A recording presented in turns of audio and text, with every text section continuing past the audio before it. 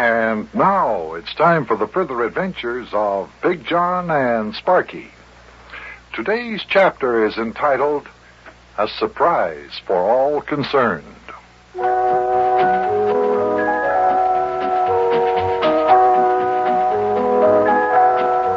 After our 3 weeks of rather hectic activity during the kidnapping case, I was very, very happy to settle down for a little peace and quiet.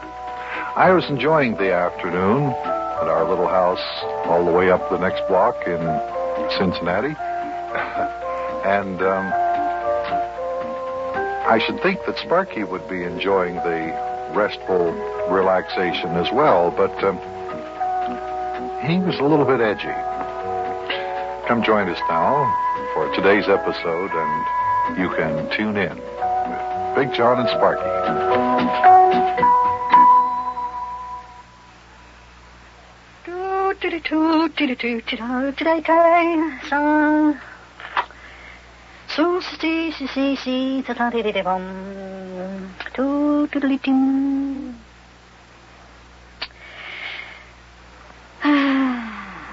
Honey. Sparkie. Sit up straight in your chair. Yeah, okay. What the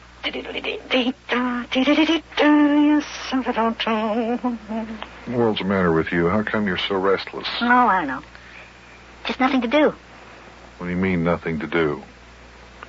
You have your homework finished? Yeah. We didn't have much today. Well, why aren't you out playing with the boys in your club? Why aren't you in the back in your clubhouse shack in Wobbleding's Woods? Why, all by myself?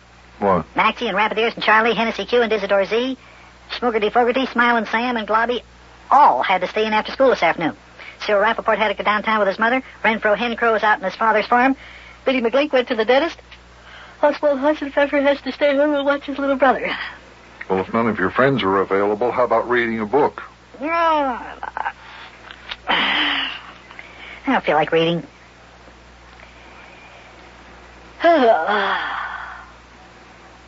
Boy, it sure is quiet around here lately.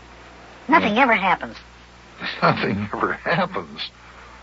My goodness, we were just up to our ears in a kidnapping case. The widow Dilly was kidnapped, and she's still in the hospital from the shock, and you say nothing ever happens? Well, I know, but I mean, nothing has happened around here since the kidnappers were caught. Well, thank goodness for that. Yeah, I know, but a guy likes to have a little excitement once in a while. Yeah, well, the doorbell's ringing. Maybe that's your excitement. If you want excitement, go answer the doorbell. Go on, hop to it. Yeah, all right. And by the way, if it's another one of those salesmen selling non-skinned can openers, tell them we don't want any. Well, there's a rash of salesmen around this place. Every time I turn around, somebody's asking me to buy something. Big John's sitting in the living room. Hey there. Oh, sounds like I'm getting company. Wonder if it's Yuki. I knew he wouldn't stay angry with us very long just because Sparkie played him a little game of tiddlywinks and won. Hey, Big John. Yeah? Here's Mayor Plumfront. Oh, hi, it's the Mayor. How you doing there, Mayor? Hello, Buster. Yeah, you sounded like you was expecting somebody else. Well, I wasn't exactly expecting somebody else, Mayor, but for some reason or other, I did think that you might be Yuki. Yuki Butcher? Yeah? Oh, say, I haven't seen Yuki for a couple of days. I wonder where he's been. He was over here yesterday, Mayor. Hey, Mayor Plumfront, did you ever hear of a game called Tiddlywinks? Tiddlywinks? Oh, yeah, sure, lad. I used to play it all the time when I was a youngster. As a matter of fact, I can remember back in my younger days when I was courting a very beautiful young gal named Cecilia Rollcutter. On a Saturday night, we used to sit in her parlor and pull the library table up close to the heat roller and play tiddlywinks. Ooh, them were the days, lad. Them were the days. Yeah, I'll bet. Oh, I will never forget the very charming and beautiful Cecilia Rollcutter. When I met her, lad, it was a case of love at first sight.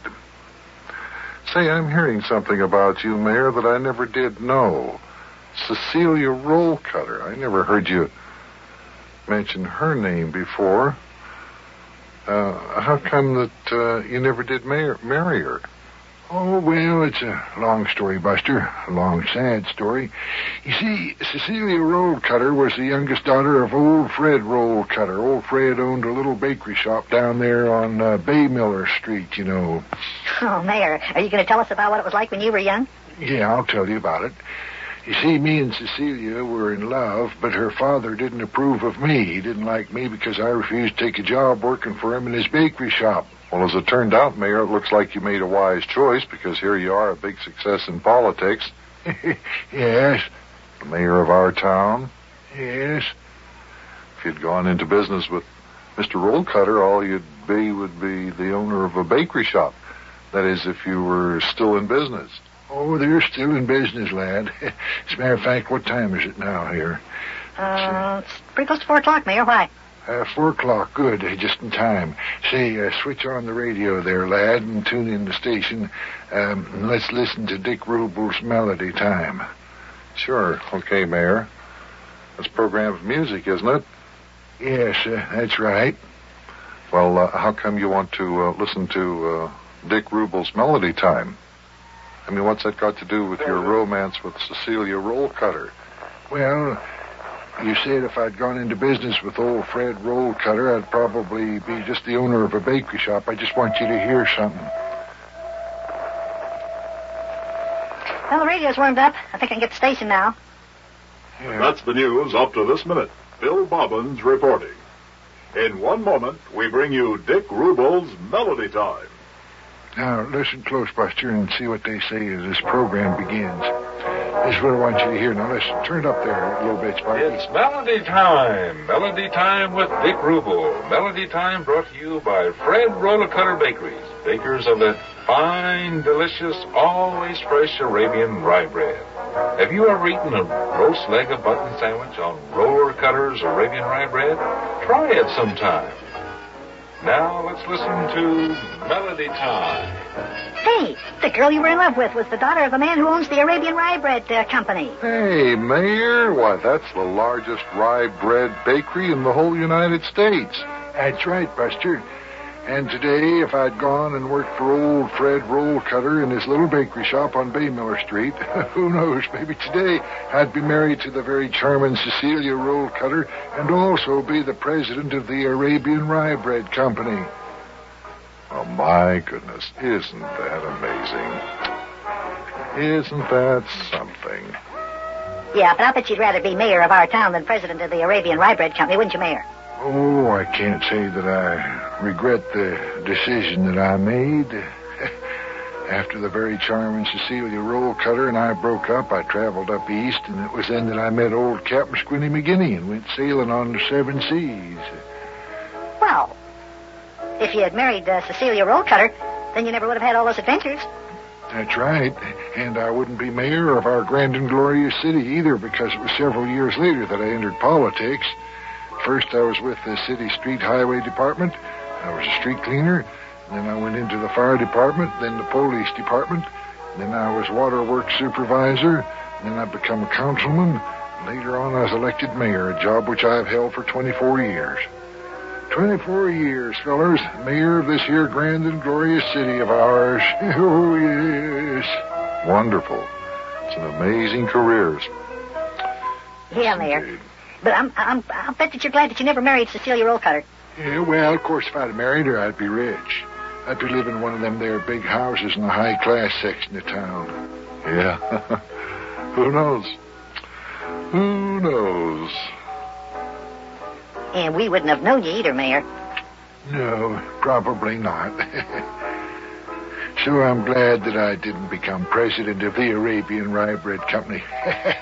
Because if I had, lad, I wouldn't have met you and Big John, my two most wonderful friends. Well, then, Mayor, we're glad, too, that you never became president of the Arabian Rye Bread Company. Yeah, Mayor. Boy, when it comes to getting married, you sure did have lots of close shaves. Well, now, lad, I still do intend to marry the very charming Widow Dilly as soon as she gets out of the hospital, you know. Oh, Mayor, now, come on. Why do you want to do that? Why do I want to do that? Well, you see, lad, if it wasn't for Melody the... Time to bring you Just a minute there. news bulletin. Just learned that there's been a jailbreak. The 3 kidnappers who were recently captured after kidnapping the fiancée of Mayor Plumfront, Miss Daffodil Dilly, have escaped from jail. The 3 kidnappers are at large in the city. Hear that? We'd like to warn everyone that these men are desperate. If you think you see them, report to the police immediately. Hey, the kidnappers are out of jail again. Hey, this is terrible. Mayor, do you suppose they'll try to get us because we're the ones that captured them? I don't know, Buster. But I'm going to have to get up to my office in City Hall right away because this is an emergency. Yeah, quick, Sparkie. Get our hats and coats. We'll drive the mayor up to his office in City Hall. Well, who would ever have thought that those kidnappers would escape from jail like this? Boy, this is something. Oh, I'll say hot dog. The kidnappers escaped. Now we'll have some excitement around here again. Hey, boy, oh boy, oh boy, oh boy, oh boy.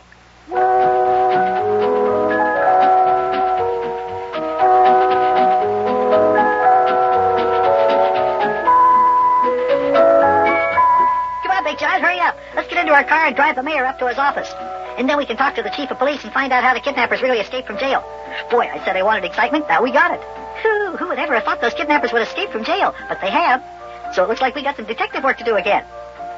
Well, here comes Big John and Mayor Plumfront. I'll see you tomorrow, kids. So long.